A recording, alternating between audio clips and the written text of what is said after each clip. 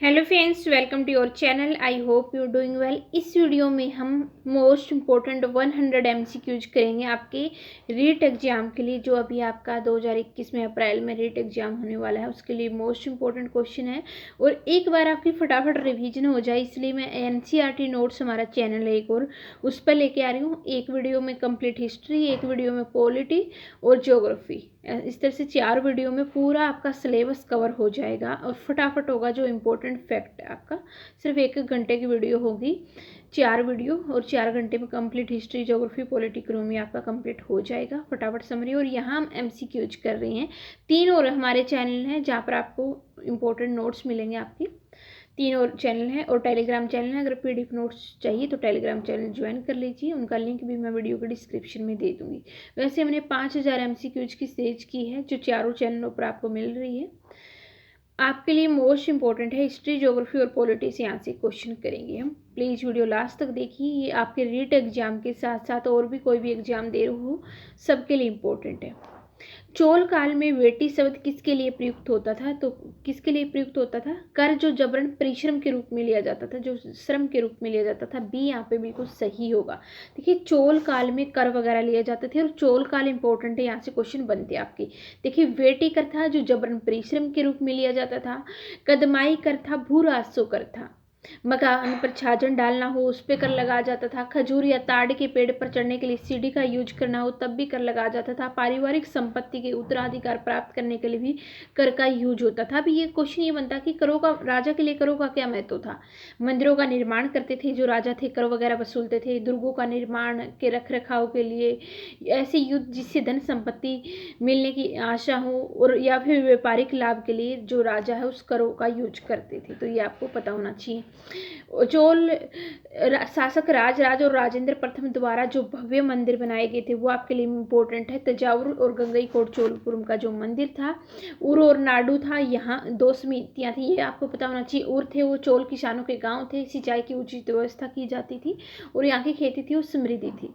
नाडू थे वो गाँव का समूह होता था नाडू, और कर वसूलते थे और न्याय करते थे नाडू थे। तो नेक्स्ट क्वेश्चन देखिए।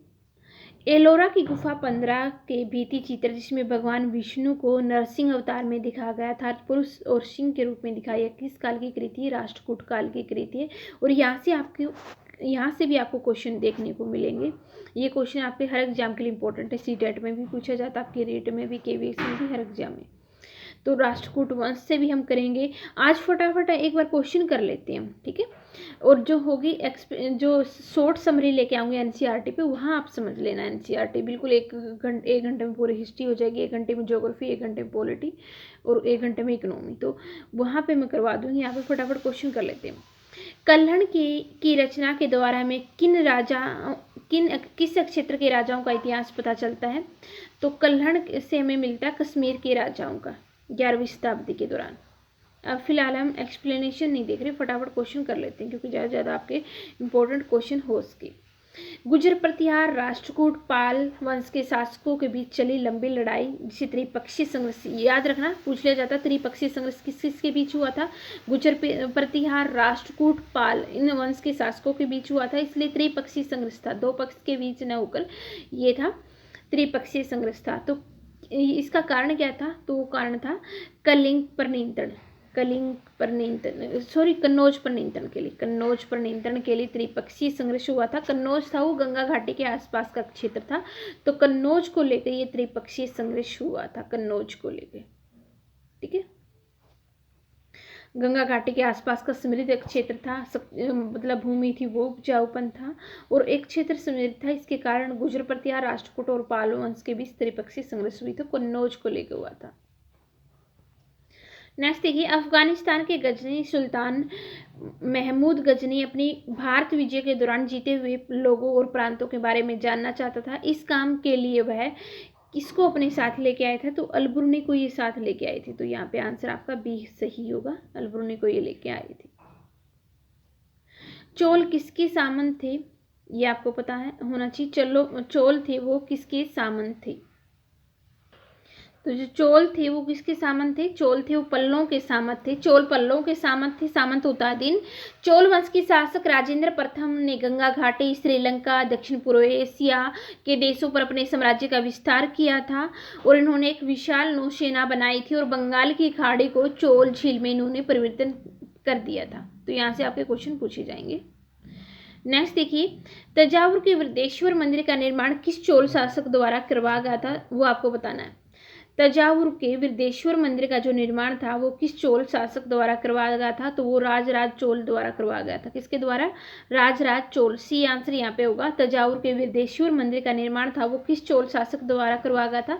तो वो करवाया गया था राजराज द्वारा। तंजावुर का वृद्धेश्वर मंदिर का जो निर्माण करवाया गया था, यहाँ पे सी आंसर सही होगा, राजराज द्वारा करवाया गया था। तमिलनाडु के पूर्वी तट पर कावेरी नदी के उपजाऊ डेल्टा के क्षेत्र में तंजौर नामक शहर पर वृद्धेश्वर मंदिर का निर्माण था वो चोल शासक राजराज ने करवाया था। यह मंदिर था वो भारतीय वास्तुकला शिल्प कला का एक अद्भुत उदाहरण था। कहाँ पर बनाया गया था ये अगर पूछ ले जाए तो वृद्धेश्वर मंदिर तमिलनाडु के पूर्वी तट पर कावेरी नदी के उपजाऊ डेल्टा पर यह बनाया गया था। तंजौर नामक शहर में वृद्धेश्वर मंदिर का निर्माण करवाया था जो राजराज चोल द्वारा करवाया गया था। नेक्स्ट क्वेश्चन देखिए, गंगईकोट चोलपुरम की स्थापना निम्नलिखित में से किस चोल शासक द्वारा की गई थी? तो वो की गई थी राजेंद्र प्रथम द्वारा। किसके द्वारा? राजेंद्र प्रथम द्वारा की गई थी। गंगईकोट चोलपुरम चोल वंश के प्रतापी राजा राजेंद्र प्रथम की राजधानी थी।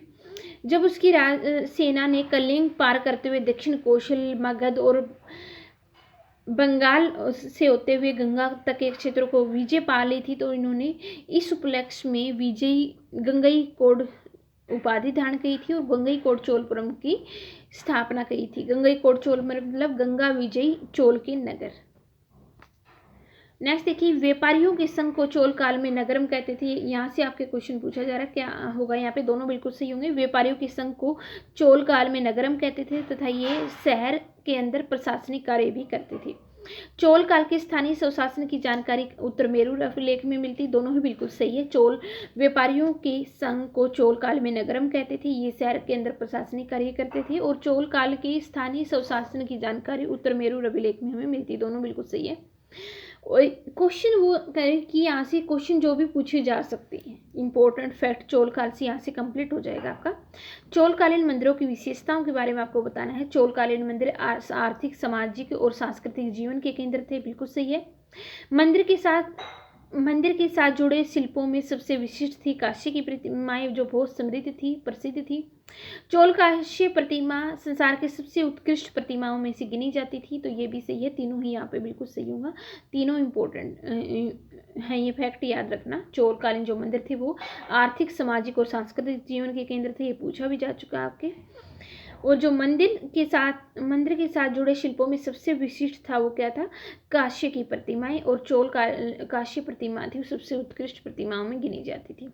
और नाडू, ये भी यहाँ से भी आपके क्वेश्चन पूछा जा सकता है और ये दोनों ही सही है। चोलकाल के किसानों की बस्तियों को उर कहा जाता था जो कि सिंचित खेती के कारण बहुत समृद्ध हो गई थी। और नाडू के गांव के समूह को नाडू कहा जाता था। नाडू न्याय करते थे और प्रशासनिक कार्य करते थे। दोनों बिल्कुल सही है। एक यहाँ से भी पूछा जाता है, आपको बताना कौन सा सुमेलित नहीं है, जो बताना है। वेलन गई गैर ब्राह्मण किसानों की भूमि पहला सुमेलित है। बिल्कुल सही है। ब्रह्मदेव ब्राह्मणों की भी भूमि होती है। शाला भोग विद्यालय के रखरखाव के लिए भूमि होती है। लेकिन जो ये है सी और डी यहाँ पे सही नहीं है क्योंकि पलेचेदम है वो जैन संस्थानों की भूमि होती है और जो देवदान तिरुमटोकनी है वो मंदिरों को उपहार में दी गई भूमि है। तो इस तरह से आपका यहाँ पे आंसर होगा 4th और 5th। यहाँ पे सही नहीं है, सुमेलित नहीं।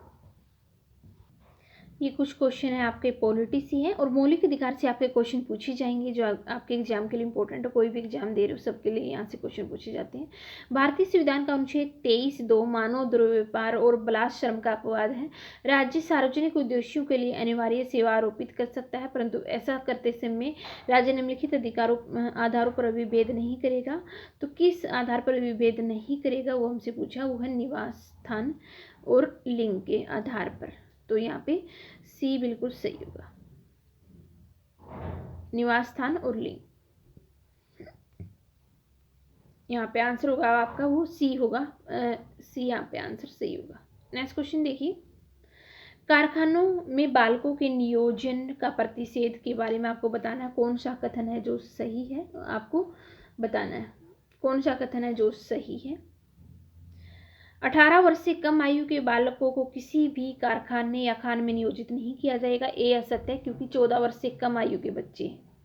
भारतीय संविधान के अनुच्छेद 23 में इसकी चर्चा की गई है, तो ये सही नहीं है। 24 में, अनुच्छेद 24 में कारखानों में जो बालकों का काम नियोजन से संबंधित है वो 24 में है।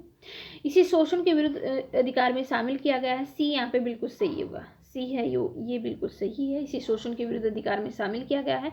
शोषण के विरुद्ध अधिकार वो गैर नागरिक को प्राप्त नहीं है, तो ये सही नहीं है क्योंकि जो शोषण के विरुद्ध अधिकार है वो भारतीयों के साथ साथ विदेशियों को भी प्राप्त है। ठीक है, तो शोषण के विरुद्ध अधिकार है वो गैर नागरिकों को भी प्राप्त है, भारतीयों के साथ साथ विदेशियों को भी प्राप्त है। सी यहाँ पे आंसर सही होगा, हमसे सत्य पूछा था। नेक्स्ट क्वेश्चन देखिए, मूल अधिकार के संदर्भ में आपको बताना कौन सा कथन है जो सही है। मूल अधिकारों के बारे में कौन सा कथन है जो सही है। वाद योग्य नहीं है तो ये गलत है। मूल अधिकार है वो वाद योग्य है, मूल अधिकार है वो वाद योग्य हैं, जबकि राज्य के नीति निर्देशक तत्व हैं वो अवाद योग्य है। मतलब जो नीति निर्देशक तत्व हैं वो वाद योग्य नहीं है, लेकिन जो मौलिक अधिकार है वो वाद विवाद के योग्य हैं। न्याय योग्य नहीं है तो ये गलत है। जो मौलिक अधिकार वो न्याय योग्य है। संशोधन योग्य नहीं है तो ये भी गलत है। ठीक है, तीनों गलत है क्योंकि जो मौलिक अधिकार है वो वाद योग्य हैं और ये न्याय योग्य भी हैं क्योंकि सर्वोच्च क्या करें संवैधानिक उपचारों का अधिकार अनुच्छेद 32 है जो संशोधन योग्य नहीं है तो ये भी गलत है। इसमें टाइम टू टाइम संशोधन हो सकता है। ये तीनों ही आपके असत्य हैं। सत्य कौन सा, सिर्फ डी सत्य है। उच्चतम न्यायालय के मूल क्षेत्राधिकार के अंतर्गत नहीं आते, तो ये ठीक है, डी यहाँ पे सत्य होगा। सी आंसर होगा यहाँ पे, जो सही है वो सिर्फ सी है, डी है, सी यहाँ पे सी होगा। नेक्स्ट क्वेश्चन देखिए, बाल श्रम संशोधन अधिनियम 2016 के बारे में आपको बताना कौन सा सही है। यह अधिनियम 14 वर्ष से कम आयु के सभी बच्चों को सभी व्यवसायों प्रक्रियाओं में रोजगार निश्चित करता है, तो ये गलत है क्योंकि 14 वर्ष से कम आयु के बच्चे सिर्फ जो खान वगैरह है, कारखाने हैं, उसमें काम करने के लिए मनाही करता है, बाकी सभी कार्यों में नहीं। इस अधिनियम के द्वारा 6 माह से 2 वर्ष तक की कैद है। नेक्स्ट क्वेश्चन देखिए, भारतीय संविधान के अनुच्छेद 25 में प्रयुक्त हिंदू शब्द के बारे में, तो हिंदू शब्द के हिंदू में कौन कौन आते हैं, बौद्ध, जैन, पारसी आते हैं। बौद्ध, जैन और पारसी आते हैं, सॉरी बौद्ध, जैन और सिख आते हैं, पारसी इसमें नहीं आते। हिंदू शब्द के अंतर्गत आते हैं बौद्ध, जैन और सिख आते हैं, पारसी नहीं आते, पारसी नहीं आते हिंदू में, बौद्ध, जैन और सिख आते हैं। तो आप यहाँ से सही कौन सा होगा, ए, बी और सी, यहाँ पे बी आंसर सही होगा। ठीक है, नेक्स्ट क्वेश्चन देखिए, भारतीय संविधान के अनुच्छेद 25 के अंतर्गत कौन कौन शामिल है। अनुच्छेद 25 के अंतर्गत क्या क्या चीज शामिल है वो आपको बताना है। अंतःकरण की स्वतंत्रता, धर्म को अबाध रूप से मानने, आचरण करने और प्रचार करने का अधिकार, बिल्कुल सही है। ये अधिकार नागरिकों और गैर नागरिकों दोनों को पर्याप्त है, बिल्कुल सही है। और कृपाण धारण करना और लेकर चलना सिख धर्म का एक अंग माना जाएगा, तो ये तीनों ही बिल्कुल सही है। ये वो क्वेश्चन लेके आई जो आपके एग्जाम में पूछे जा सकते हैं। देखिए, मौलिक अधिकार से सारे इंपॉर्टेंट टॉपिक, जो भी टॉपिक कर रहे हैं, जो इंपॉर्टेंट टॉपिक है, ठीक है, और जहाँ से क्वेश्चन आपके पूछे जा सकते हैं वो सभी क्वेश्चन करवा रही हूँ। आप देख रहे होंगे एक ही टॉपिक से आप कर रहे होंगे। लोक व्यवस्था, सदाचार, स्वास्थ्य, ये होगा इसका आंसर, डी नहीं होगा। ठीक है,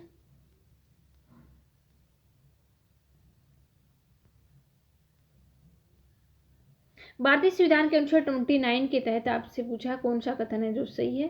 29 के तहत कौन कौन सी इसमें शामिल है। धर्म, मूल, वंश, जाति, भाषा नहीं होगा, यहाँ पे लिंग होगा। ठीक है, सही कौन सा होगा, धर्म, जाति, मूल, वंश और लिंग, भाषा यहाँ पे नहीं होगा। ठीक है, क्वेश्चन हमारा क्या था, भारतीय संविधान के अनुच्छेद 29 में प्रावधान किया कि राज्य द्वारा पोषित या राज्य निधि में सहायता प्राप्त किसी शिक्षण संस्था में प्रवेश से किसी भी नागरिक को निम्नलिखित आधार पर वंचित नहीं किया जाएगा, तो इसमें शामिल था धर्म, जाति, मूल, वंश और लिंग। नेक्स्ट क्वेश्चन देखिए, हड़प्पा संस्कृति की विशेषताओं के बारे में आपको बताना कौन सा सही है। ये नगरीय संस्कृति थी, बिल्कुल सही है। इसकी लिपि चित्रात्मक थी, बिल्कुल सही है। और इन लोगों ने मापन प्रणाली का विकास किया था, तो ये तीनों ही बिल्कुल सही है। आंसर यहाँ पे क्या होगा, डी बिल्कुल सही होगा। तीनों ही यहाँ कथन बिल्कुल सही है। नेक्स्ट क्वेश्चन देखिए, हड़प्पा संस्कृति के संदर्भ में कौन सा कथन है जो असत्य है? आपको असत्य वाला बताना है। असत्य कौन सा है? इस संस्कृति के लोगों को सबसे पहले कपास उत्पादन किया था, बिल्कुल सही है। इस काल के लोगों को लोहे के औजारों का उपयोग किया था, तो लोहे से परिचित नहीं थी। हड़प्पा संस्कृति के लोग वैदिक संस्कृति के दौरान शुरुआत हुई थी लोहे की। तो यहाँ पे असत्य हमसे पूछा था, असत्य आपका 20 होगा। नेक्स्ट क्वेश्चन देखिए, इस काल के लोग तिल और सरसों का उत्पादन करते थे, तो बिल्कुल सही है। कालीबंगा से जुते हुए खेतों के अवशेष मिले हैं, तो ये भी बिल्कुल सही है। हड़प्पा संस्कृति के संदर्भ में आपको बताना है कौन सा कथन है जो सही है हड़प्पा संस्कृति के बारे में। पशुपति इस काल के मुख्य देवता थे, बिल्कुल सही है। इस काल के लोग काष्य निर्माण विधि जानते थे, तो ए और बी सही होगा। ये संस्कृति अशोक केंद्रित, हालांकि सुरकोटता से घोड़े के विशेष मिले, लेकिन अशोक केंद्रित या नहीं थी। यहाँ पे सी आंसर नहीं होगा आपका। ए और बी यहाँ पे सही होगा, ए और बी सही होगा। अशोक केंद्रित नहीं थी जो हड़प्पा से बहता था, ये बी सही होगा यहाँ पे। और देखिए, आपको आज ही वीडियो मिलेगी पूरी हिस्ट्री की, आज अपलोड कर देती हूँ आपके रीट एग्जाम के लिए, सभी एग्जाम के लिए। एक फटाफट वो भी जरूर आप देख लीजिए। एक क्विक रिवीजन होगी, 1 घंटे में पूरी हिस्ट्री हो जाएगी जो भी आपके इंपॉर्टेंट टॉपिक है, ठीक है। हड़प्पा संस्कृति के व्यापार के संदर्भ में आपको बताना कौन सा सही है। इस संस्कृति में बड़े पैमाने पर व्यापार होता था, बिल्कुल सही है। ए बिल्कुल सही होगा यहाँ पे। हड़प्पा संस्कृति में क्या था, बड़े पैमाने पर व्यापार किया जाता था, बिल्कुल सही है। इस काल में व्यापार के लिए धातु के मोहरे का यूज होता था, बी सही नहीं है, क्योंकि यहाँ पे वस्तु विनिमय प्रणाली थी, मोहरे वगैरह का प्रचलन नहीं था, वस्तु के बदले वस्तु का प्रचलन था। हड़प्पा संस्कृति की धार्मिक प्रथा के बारे में आपको बताना कौन सा सही नहीं है। इस संस्कृति के लोग मातृदेवी की पूजा करते थे, बिल्कुल सही है। इस संस्कृति में वृक्ष पूजा, पशु पूजा का प्रचलन था, ये भी सही है। इस काल में पूजा अर्चना के लिए मंदिरों का निर्माण किया गया था, तो ये सही नहीं है। मंदिरों का निर्माण और नहीं किया जाता था, गुप्त काल में शुरू हुए मंदिर वगैरह बनने, ठीक है। तो इस संस्कृति के लोग मातृदेव की पूजा करते थे, वृक्ष और पशु पूजा का प्रचलन था। इस काल के लोग अनिष्ट से बचने के लिए ताबीज पहनते थे, ये भी बिल्कुल सही है। नेक्स्ट क्वेश्चन देखिए, हड़प्पा संस्कृति के संदर्भ में आपको बताना कौन सा कथन है जो सही है। इस संस्कृति का उदय था वो भारतीय उपमहादेश के पश्चिमोत्तर में हुआ था, यहीं से इसका विस्तार दक्षिण पूर्व की ओर हुआ था, बिल्कुल सही है। और हड़प्पा संस्कृति, हड़प्पा नदी, ये बी सही नहीं होगा, बी सही नहीं होगा। धोलावीरा और राखीगढ़ी में हड़प्पा संस्कृति की तीनों अवस्थाएं, पाक हड़प्पा, हड़प्पाकालीन और उत्तर हड़प्पा मिलती है, तो ये सही है। ए और सी यहाँ पे बिल्कुल सही होगा। आपका कंप्लीट तैयारी करवाई जाएगी, आप सोशल स्टडी में आप सारे क्वेश्चन बिल्कुल सही कर जाइए, ये हमारी रणनीति होगी। ये आपको सुमेलित करना है, किस तरह से सुमेलित होगा आपको बताना है। रंगपुर गुजरात में है, और कालीबंगा राजस्थान में, राखीगढ़ी हरियाणा में, और मोहनजोदड़ो सिंध में, तो इस तरह से सुमेलित होगा। आंसर यहाँ पे भी होगा बी, आपका बी सही होगा। 4-1 ये वाला बी वाला। हड़प्पा संस्कृति के बारे में आपको बताना कौन सा कथन है जो सही है। इस मोहरे इस संस्कृति की सर्वोत्तम कलाकृतियां थी, बिल्कुल सी है। मुख्यतः वाणिज्यिक संस्कृति पर आधारित थी, तो ए और बी यहाँ पे सही होगा, सी सही नहीं होगा। ये संस्कृति प्रस्तर शिल्प में उतनी विकसित हुई थी जितनी धातु शिल्प में, तो ये सी सही नहीं होगा। ए और बी यहाँ पे सही होगा। नेक्स्ट क्वेश्चन देखिए, हड़प्पा संस्कृति समकालीन पश्चिमी एशिया की संस्कृति से भिन्न थी, क्यों अलग थी वो आपको बताना है, क्यों भिन्न थी। उसके पास नगर योजना की ग्रिड जाल पद्धति थी, लिपि भाव चित्रात्मक थी, जल निकासी की उत्कृष्ट प्रकार की थी, तो यहाँ पे आंसर होगा आपका उपरोक्त भी, यहाँ पे आंसर होगा आपका। ये कुछ क्वेश्चन आपके ज्योग्राफी के हैं, क्वेश्चन अभी ज़्यादा नहीं हो पाएंगे, नेक्स्ट वीडियो में करवा दूंगी। तो भारत का एकमात्र जीवित ज्वालामुखी द्वीप समूह कहाँ है, वो है अंडमान निकोबार द्वीप समूह में, तो ये ऑप्शन यहाँ पे बिल्कुल सही होगा। पिटली द्वीप समूह के बारे में यहाँ से हमसे पूछा कौन सा सही होगा। पिटली द्वीप जहाँ मनुष्य का आवास नहीं है तथा वहाँ एक पक्षी अभ्यारण्य है, भारत की में यह किस जगह पर है, यह है लक्षद्वीप समूह में है, लक्षद्वीप द्वीप समूह में है, तो बी ऑप्शन यहाँ में बिल्कुल सही होगा। नेक्स्ट क्वेश्चन देखिए, ये आपको सुमेलित करना है कौन सा सही होगा। भारत के तटीय मैदान के संबंध में कौन सा कथन सही है जो सुमेलित है, तो वो सुमेलित है। पूर्वी तट का उत्तरी भाग उत्तरी सरकार में, और पूर्वी तट का दक्षिणी भाग है वो कोरोमंडल तट पर, तो सुमेलित ये होगा आपका, ठीक है। नेक्स्ट क्वेश्चन देखिए, वो भारत है वो उत्तरी दक्षिणी गोलार्ध में है, ये आपको कमेंट बॉक्स में आंसर देना है। तो ये आज हमने कुछ इंपॉर्टेंट क्वेश्चन किए हैं रीट एग्जाम के लिए। आज ये वीडियो मुझे कुछ जल्दी वो करना पड़ेगा। नेक्स्ट वीडियो में 150 यूँ का यूँ आपका जिस तरह से आपके प्रैक्टिस पेपर लेके आऊँगी 150 क्वेश्चन का, कल मिलेगी वीडियो। और आज पूरी हिस्ट्री की एनसीईआरटी मिलेगी 1 घंटे की, और आपका पूरी हिस्ट्री हो जाएगी, पॉलिटी, ज्योग्राफी इसी तरह। और 4 और हमारे यूट्यूब चैनल है जिनका लिंक मैं वीडियो के डिस्क्रिप्शन में दे दूँगी, तो प्लीज़ चैनल को ज़्यादा से ज़्यादा शेयर कीजिए और सब्सक्राइब कर लीजिए। और उनका लिंक आप कैसे पा सकते हैं वो भी मैं आपको बता रही हूँ अभी। देखिए आप दूसरे चैनलों तक कैसे पहुंच सकते हो। यहाँ पर टीचर एग्जाम प्रिपरेशन लिखा हुआ है, 108 सब्सक्राइबर, यहाँ आप क्लिक करोगे। आपको यहाँ पे जाना चैनल में जाओगे तो आपके जो भी हमारे चैनल उनका पता चल जाएगा। करंट अफेयर टुडे है, यहाँ पर करंट अफेयर करवाया जाता है। M with Naitik Bhardwaj channel है, ये यहाँ पे आप सब्सक्राइब कर लीजिए। एम विद नैतिक भारद्वाज पे 936 वीडियो है, सारा सिलेबस वहाँ करवा चुकी हूँ। और एनसीईआरटी नोट्स, ये 3 चैनल है, current affair today, am with Naitik Bhardwaj, और ये आपका एनसीईआरटी नोट्स। ये एनसीईआरटी नोट्स हैं। अभी आपको हिस्ट्री की वीडियोज मिलेंगी, हिस्ट्री, ज्योग्राफी, पॉलिटी, इकोनॉमी, एक समरी यहाँ पे मिलेगी। तो इन चैनल को सब्सक्राइब कर लीजिए और शेयर कर लीजिए। Thank you.